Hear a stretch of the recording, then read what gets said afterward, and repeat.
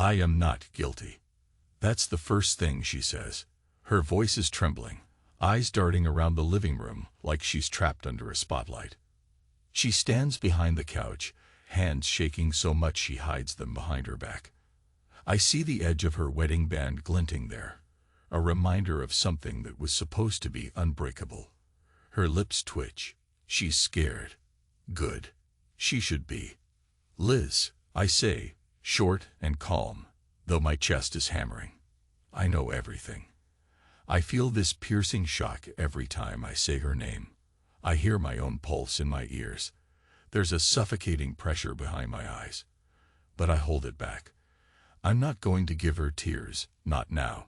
She told me she was going out to a new restaurant with colleagues, but she slipped. Mentioned that place on the corner of Fifth. We've never been there together. But she knew the wine list by heart. They have the best Pinot Noir, she said once, too casually.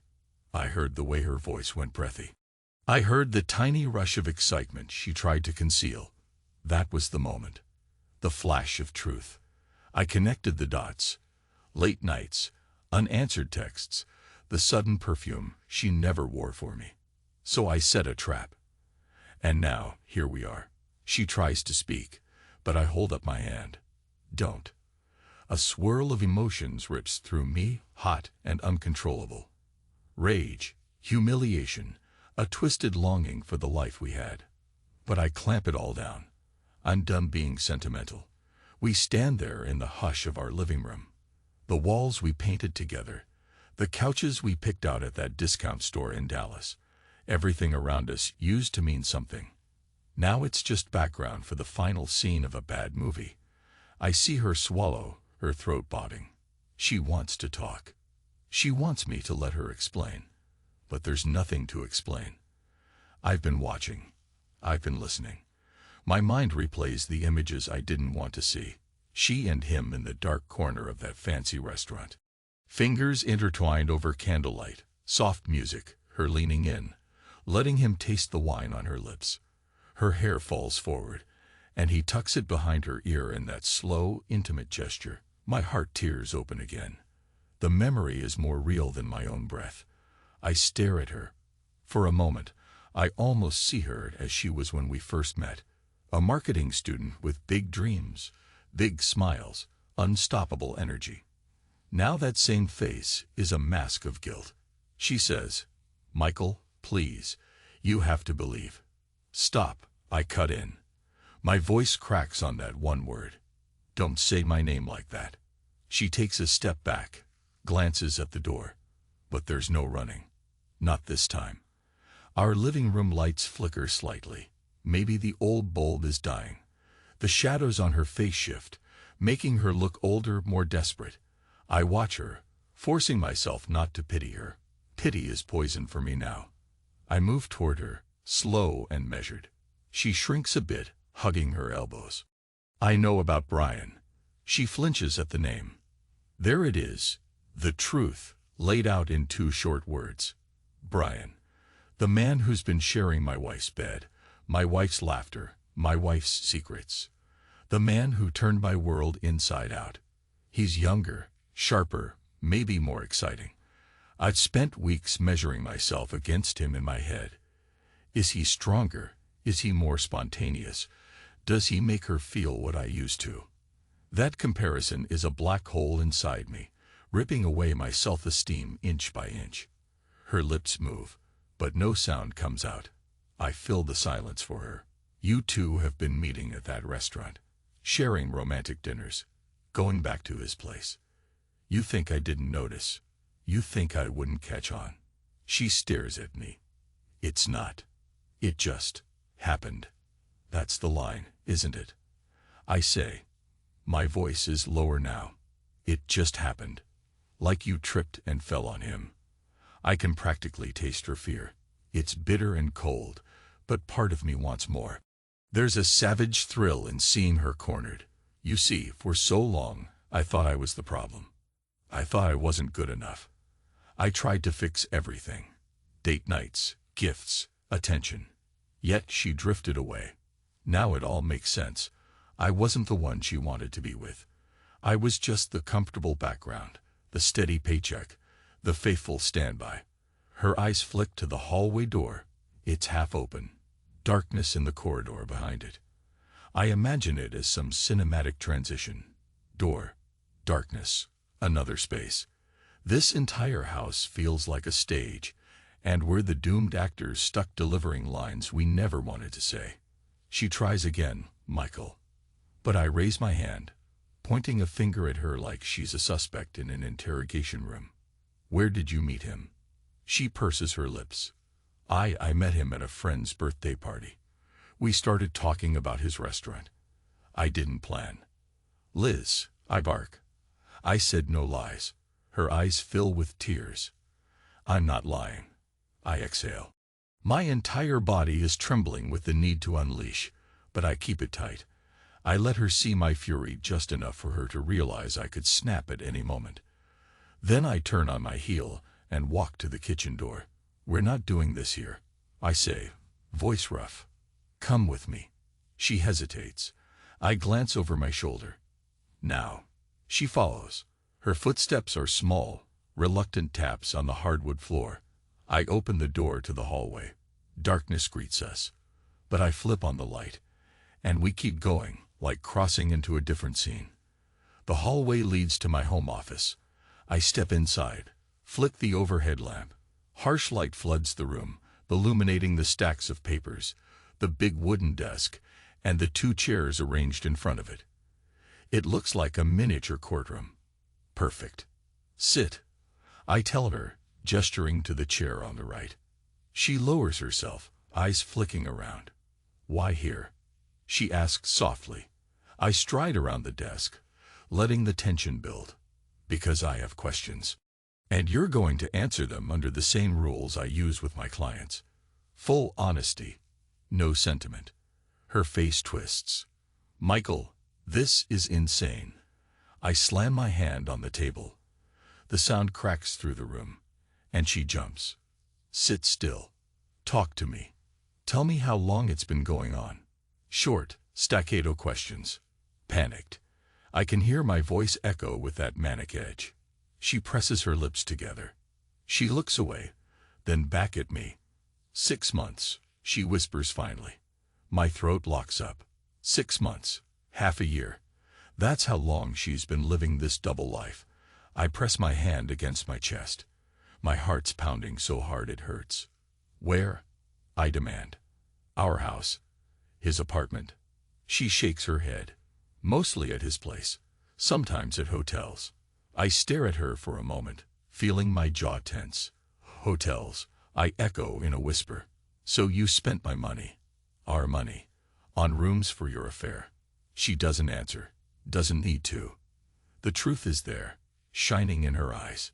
I'm sorry, she breathes, tears streaking her cheeks. I blink.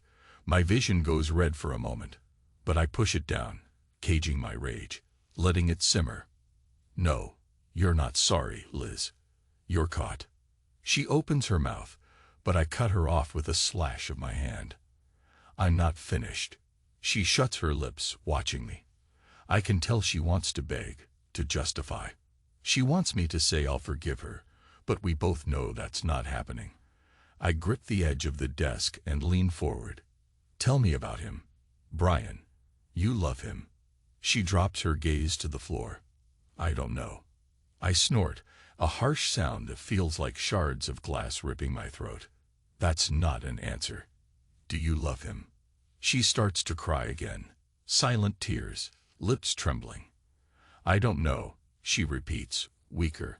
It was just so exciting at first. He's different. Different.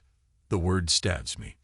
We've been together 15 years, and I guess I've become predictable, routine, maybe even dull. She wanted someone exciting. Maybe younger, maybe with a wild spirit. That's how she sees him. I see him as a parasite. I inhale sharply. My chest aches from all this pent-up adrenaline. I want to throw something, break something, but I don't. Instead, I say, what did he give you that I couldn't? She shakes her head, sobbing quietly. He made me feel alive, like I was still that adventurous girl I used to be. I close my eyes for a second, and I'm assaulted by the image of them, tangled in a hotel bed, warm lights, half-drawn curtains, her body under his. My stomach heaves. The wave of nausea is almost unbearable, but I force it down. I open my eyes, glaring at her. You never told me you felt dead. Liz, you never said you wanted more. She looks up with desperation. I tried to. You were so busy with your work, your clients. We lost something. I laugh, a harsh, empty sound. So you found it in another man. She nods, tears brimming. She's not proud of it, I can see that. But that doesn't matter anymore. The hole in my chest widens. We lost something. Now I've lost everything. I step back, letting the quiet nestle between us. Then I speak again, softer but still cold. So you're sleeping with him for half a year, sneaking around. Do you realize how disgusting that is? She sniffles, tries to wipe her tears with the back of her hand. I'm sorry, she repeats, brokenly. That's what you say, but it doesn't fix anything. We stand there in silence until I hear the buzz of my phone on the desk. I glance at it. The screen shows a text from him. Because of course I have his number. She left it in her messages once. I read the preview. We need to talk. I think he knows. My anger flares again, scorching hot in my veins. Perfect, I mutter. He wants to talk. She pales. Michael, don't. My phone vibrates again. He's calling me. I say, voice distant. Then I press the green button. I let him speak first. Liz? His voice is hushed, tense. Are you okay? I'm worried. I got your text earlier. Are you with him? I smirk. She's probably texted him in a panic, something about how I've confronted her. Well, let's see how he handles the confrontation. She's here. I say. And so am I. There's a pause on the line. I imagine him blinking, swallowing. Michael. Yes. Why don't you come over? Let's have a chat. Man to man. He starts to stutter and answer. I don't wait. Tonight. 9 o'clock. Don't be late.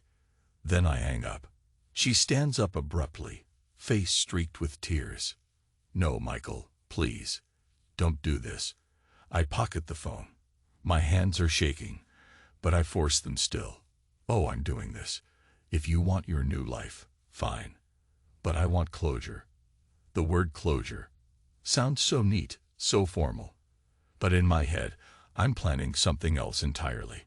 Something that will make him understand the pain he's inflicted. Make her understand, too. Her eyes widen. She sees something dark in me, something she's never seen before.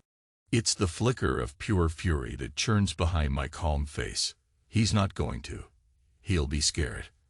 I grip the doorknob, ready to leave the office. I hope so. Door. Darkness. Another space. It's near 9, and the house is dimly lit. I left the front porch light on so he would see exactly where to go. Outside, crickets are chirping. I can see the headlights of his car pulling into the driveway. My heart is galloping, and I realize I've been looking forward to this. That's the scariest part. Some twisted excitement is fueling me. Elizabeth stands near the living room window. She's trembling like a leaf in the wind. I can tell she's been crying for hours. I don't speak to her. There's nothing left to say. This confrontation is all that matters now. A knock at the door. I walk to open it. He's there, wearing jeans and a plain shirt. He looks younger than I expected, no lines of worry or age on his face. He's tense, glancing around like he's about to walk into an ambush. Let him feel that pressure. He steps in, eyes flicking to me, then to Elizabeth. Liz, he says softly, reaching out a hand. She doesn't move to take it. She just stands there, arms folded, lips pressed tight. I shut the door. Silence falls over us like a heavy cloak. Finally, he clears his throat. Look, Michael, I'm sorry about all of this. I nod, slowly, feeling the muscles in my neck strain. I bet you are. He tries to speak again, but I point to the couch. Sit. My voice is curt. He blinks and does as he's told, sinking into the cushions. I walk around the coffee table and stand across from him, arms folded. Elizabeth stays near the window, a silent witness, her face pale as chalk. For a moment, no one talks. We just stare, sizing each other up. He's probably remembering the times he's been with my wife, the intimate nights, the stolen glances, and I'm imagining them too, except from the outside looking in, like watching a film where I'm the cuckolded fool. I break the silence. So, Brian, you love her? He looks up at me, frowning, then glances at Elizabeth. Yes. The word is a whisper, but it hits me like a punch. My stomach clenches. Then say it properly, I snap. Tell me how much you love her. You sure you even know what that means? He licks his lips, fiddles with his hands. I know how I feel about her. He tries to meet her eyes, but she's looking at the floor. I give a harsh laugh, shaking my head. You love her, but you sneak around, break a home, and hide in shadows like a rat. That's your definition of love. He flushes. We didn't mean for it to happen. Stop with that line. I hiss, stepping forward. You both chose this. You met her. You flirted. You seduced my wife in fancy hotel rooms. Don't stand there and pretend it was an accident. Elizabeth flinches at the venom in my tone, but she doesn't intervene. Brian swallows, stands up. Listen, I know I've messed up. I know I hurt you. But I can't just make it go away. I glare at him. Oh, you hurt me all right, and I'm going to return the favor. His eyes go wide. He glances at Elizabeth, and she stares at me in alarm. Michael, don't. I cut her off with a raised hand. I want to hear him confess everything. Every detail. Brian's face goes pale. That's not. I mean, that's between me and her. No, I say calmly, it's between me and her. You're just a side character. But you're here now. So talk. He looks at her, then at me, his jaw clenching. What do you want me to say? I spread my hands. I want you to humiliate yourself. Like you humiliated me. He stares at me, realizing this is no simple conversation. This is some twisted inquisition. He tries to stay quiet, so I lean in. Speak. He frowns, then mumbles. We met at a birthday party about 7 months ago. She had too much to drink. We talked. We flirted. It got out of hand. After that, we started meeting regularly at the restaurant. Then we got a hotel room. He looks at Elizabeth, guilt in his eyes. It just kept going. She told me she was unhappy, that you two were distant. I'd wanted to give her something else. My eyes burn. Something else. And how many times did you sleep with my wife? I ask, ignoring Elizabeth's panicked expression. He stammers. Countless times. I don't know. 10, 15, maybe more. His voice cracks. I'm sorry, man. My fists tighten at my sides until my knuckles go white. 10, 15, maybe more. That's how many times she moaned his name instead of mine. That's how many times she lied to me, covered up, hid behind excuses. My throat clenches. My heart is a war drum pounding in my chest. I close my eyes, taking a moment to steady myself. Then I open them. You're sorry. Great. But I'm not looking for an apology. I want you to feel what I felt. Right here, right now. This is your trial. I point to Elizabeth. You will face her. You'll see that look in her eyes. That guilt, that fear, and you'll know exactly how she destroyed the man she promised to love. He turns to her, and she can't lift her gaze from the floor. Her shoulders shake with silent sobs. My mind replays the memory of the times I tried to hold her, to talk to her, and she pushed me away. Then she'd run off to meet him. The taste of betrayal is acid in my mouth. Go ahead, I say quietly. Tell me what you see when you look at her, the woman you love. The wife you stole. He exhales shakily. I see someone in pain. Someone who wants to escape. Is that all you see? Because I see a coward who couldn't be honest and left me in the dark. The dryness in my tone is more terrifying than if I screamed. His shoulders sag. I wish it hadn't happened like this. Too late. Silence. It seems to stretch forever, thick with regret, anger, shame. My body is trembling from the effort to keep myself from lunging at him. I want to break him, but at the same time, I want him to understand. I want them both to feel how every piece of me is shattered. Then I move to the coffee table, where I set up my phone. I open the voice recorder. This is how we'll do it. I say, and the words come out slow, methodical, like instructions in a detective's interrogation. You'll both talk into this. Call it confessions. Then I'll keep it for myself. My record of how this marriage ended. Elizabeth's head snaps up. Michael, this is insane. I look at her. Don't you dare say my name like that. You lost that right. Then I hold out the phone, pressing record.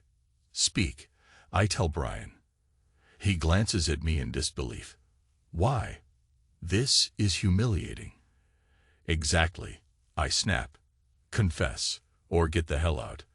But if you leave now, I'll make sure you can't hide from me in this town. He bites his lip. He's afraid of me, or maybe of what I'll do. Slowly, he clears his throat. My name is Brian. I slept with Elizabeth Johnson. I knew she was married. I did it anyway. We did it multiple times. My stomach turns at hearing those words, but I keep the phone pointed. Talk about the hotels. I insist. His face twists. We'd met at a couple of chain hotels, mostly on the weekends. She'd say she was going out with friends or traveling for work. We spent hours there, sometimes the whole night.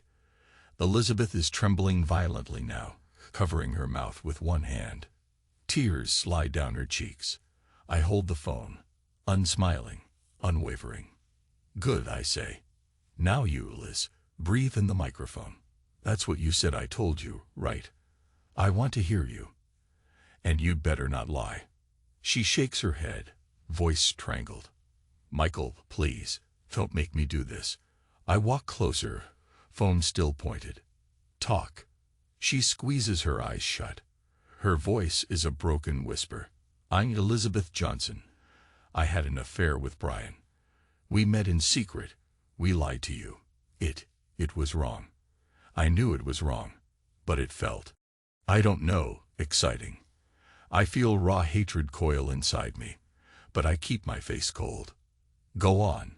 Talk about the restaurant. She shudders. We'd meet there after hours. Brian has keys. We drank wine in his office. Sometimes we'd have sex in the corner booth after everyone left. My blood goes cold. That's a new detail. An image floods me. Her pressed against the booth, moaning quietly, him covering her mouth so the staff wouldn't hear.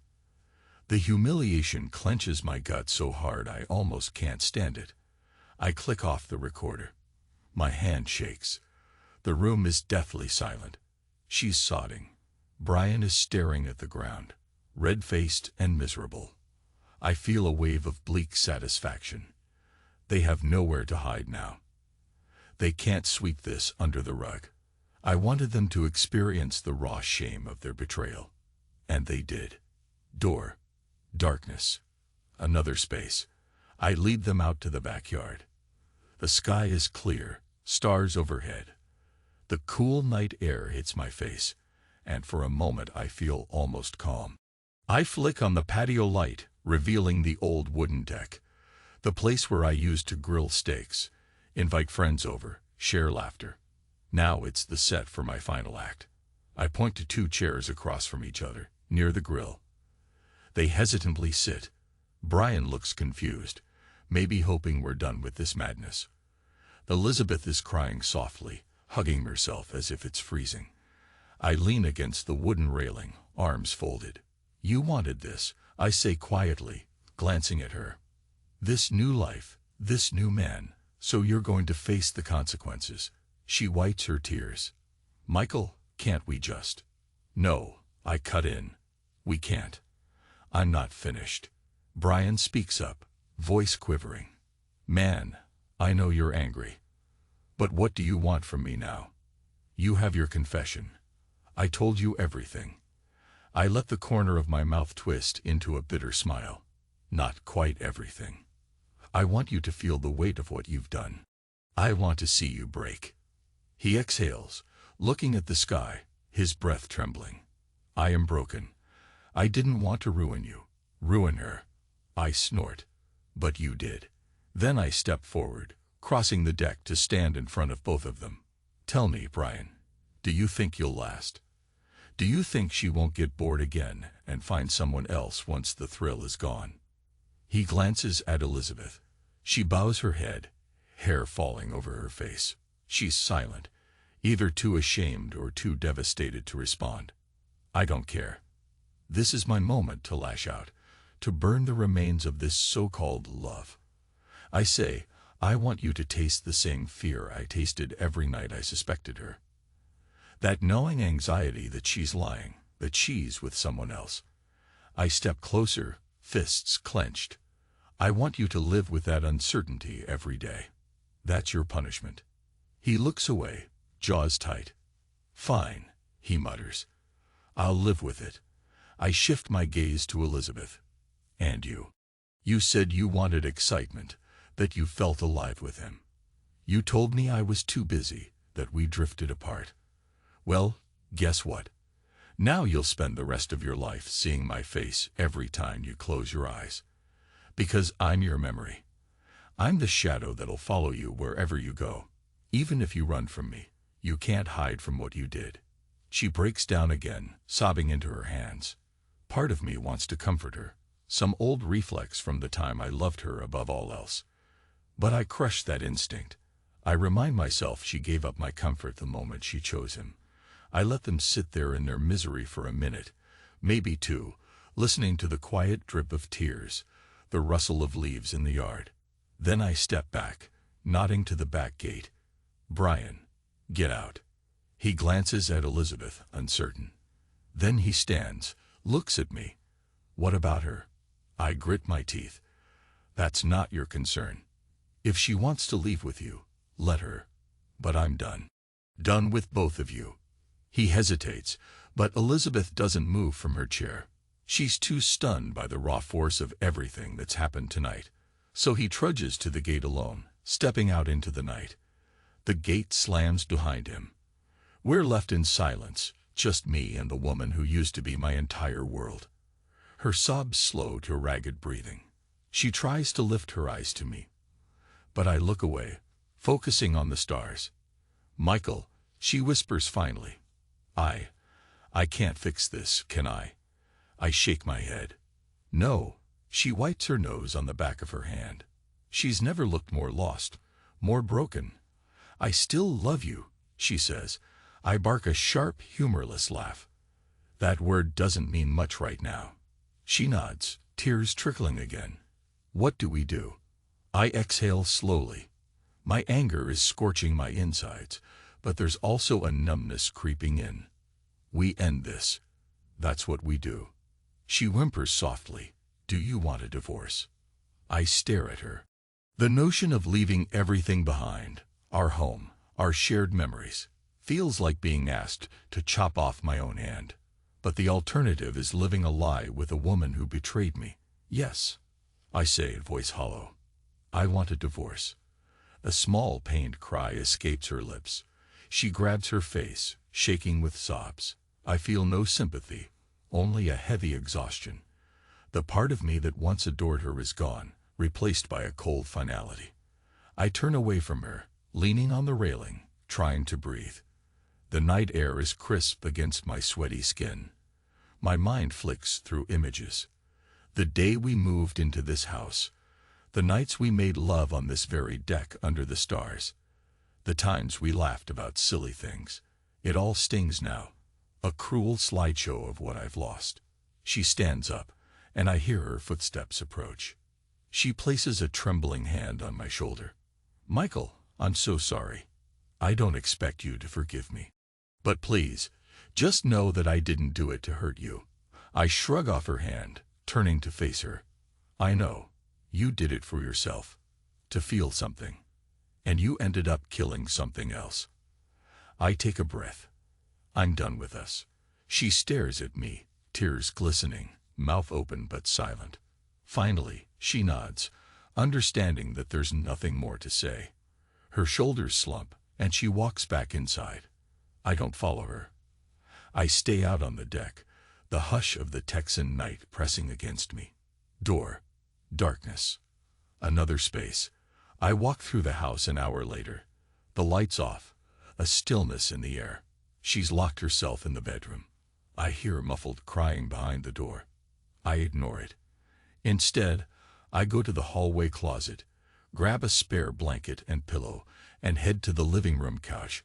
I slump down, tossing the blanket over me, staring at the ceiling fan spinning lazily above. That's when it truly hits me, the finality. My marriage is over, my trust shattered. Part of me wants to scream or drink myself unconscious, but I don't do either. I just lie there, the events of the night replaying in my mind. Her confession, his stammering apology, my own savage thirst for retribution. For a moment, I wonder who I've become. Sleep doesn't come easily. My body is exhausted, but my mind is too loud. The adrenaline, the betrayal, the heartbreak swirl in my chest, refusing to settle. I think back to my vow, to love and to cherish, and I realize that vow died the moment she let him into our life. There's no resurrecting it. Eventually, maybe around 2 or 3 in the morning, I drift off into a restless half-sleep. Door. Darkness. Another space. Morning light filters through the curtains, prickling my eyelids. I sit up, groaning, my neck stiff from the awkward angle. The house is silent. I guess she's still in the bedroom, or maybe she's left. I don't know. I don't care. I stand, stretch, and walk to the bathroom. My reflection in the mirror shocks me. Eyes red, stubble thick, the lines of stress etched on my forehead. I look older than I did yesterday, or maybe that's just the truth revealed. My world changed overnight, and so did I. Showering feels like a small mercy. Hot water pounds my back, and for a moment I let my guard slip, leaning against the tiles, breathing heavily. My chest feels hollow, as if I've been scooped out, hollowed by the betrayal. I might cry, but I don't. My tears are locked somewhere deep, behind the shield of anger I built. When I finish, I dress methodically.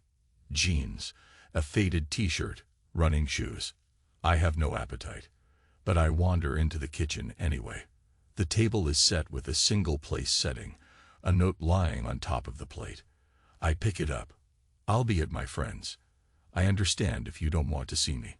I'm sorry. No signature, no name, just that. I ball it up and toss it in the trash. Then I grab my car keys. I need out of this house. Door.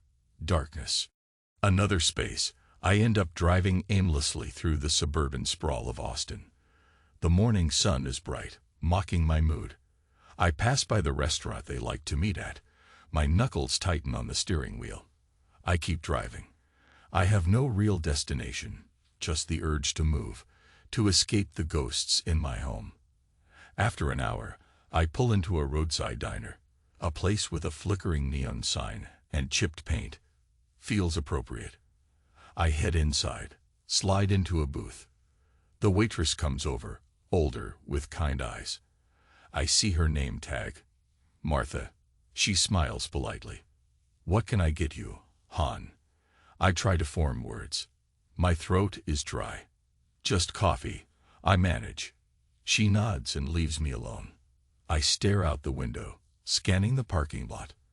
Another man in a baseball cap steps out of his car with a tired expression. A couple crosses the street, holding hands, leaning into each other with easy affection.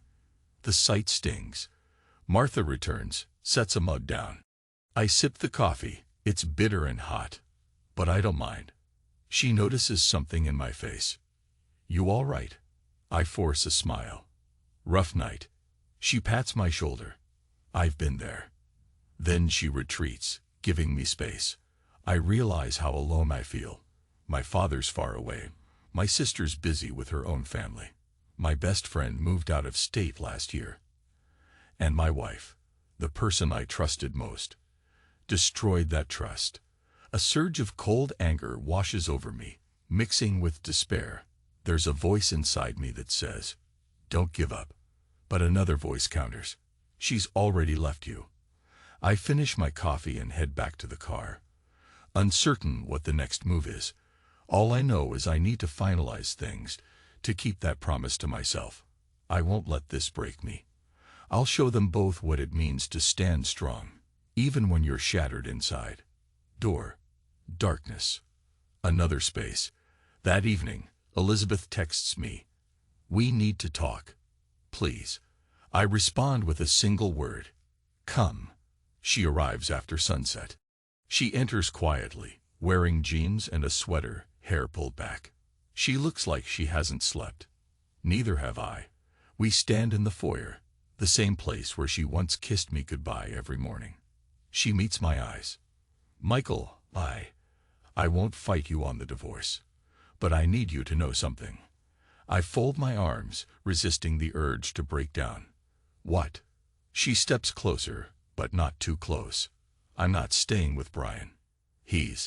I don't want him. I never wanted to leave you for him. It was just an escape. I was stupid. Please believe me." I feel a heavy weight in my chest. "Don't talk about believing you. You lost that privilege." She bows her head. "I know." We stare at each other. My anger simmers, but behind it is a deep sadness. "So you left him," I say quietly. "That changes nothing about what you did." She nods, tears shining again. "I know. I couldn't bear the thought of you imagining us together from now on. I'm done with him. Whatever that was, it's dead." The irony makes me laugh, low, bitter. "So you want me to find comfort that you dumped him now that everything's out?" She flinches. "I'm not asking for comfort. I'm just telling you the truth." We stand in tense silence. Then she says, "I'll sign whatever papers you bring. I'm going to stay at my friend's until it's settled." I nod, tight-lipped. She exhales, a trembling breath. "I guess that's it." She looks around, at the pictures on the wall, the furniture, our life in objects. Then her voice cracks. "I can pack my things." I watch her for a moment, seeing her shoulders sag with defeat. "Go," I say. "I need to be alone." She nods, tears streaming again. She heads to the bedroom, returning with a suitcase. We walk to the front door. She sets the suitcase down, turns to me. "I'm sorry," she repeats, eyes glistening with heartbreak. "I'm so sorry." I don't respond. She picks up her suitcase, walks out. The door closes behind her. My heart clenches. I lean against the wall, breathing shakily. Anger, sorrow, and an odd sense of relief churn inside me. It's done. She's gone. The final thread between us snapped. Door. Darkness. Another space. Days pass. I file for divorce, call a lawyer, settle the first steps. Elizabeth stays away.